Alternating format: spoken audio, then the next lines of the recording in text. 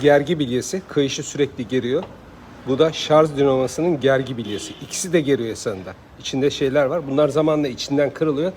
Kütür kütür kütür kütür çalışmada ses yapıyor. Ses yapan bu ikisi. Ustamız değiştiriyor. Kasnak sağlam. Kasnağı kontrol ettik. Kasnakta bir sıkıntı yok. Kayışında bir sıkıntı yok.